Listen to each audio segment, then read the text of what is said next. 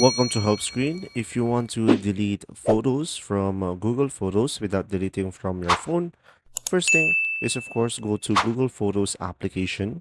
Now, just simply select your profile icon on the top right corner of the screen. And now just simply go to Photo Settings down below over here. And now just simply go for a backup at the top. Now make sure that backup is turned off.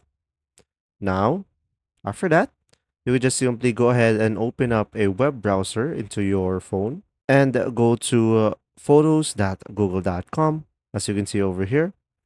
And now from here, guys, you can just simply go ahead and select the photo that you have, tap on it, and you should be able to see the delete icon and tap on got it and tap on move to trash. And from here, you should be able to remove your photos from the Google Photos.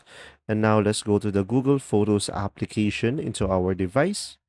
And as you can see, our picture is still over here. And there you go. I hope this video helped you understand more. If you do, leave a like. And if you have any questions, comment down below. And thanks for watching.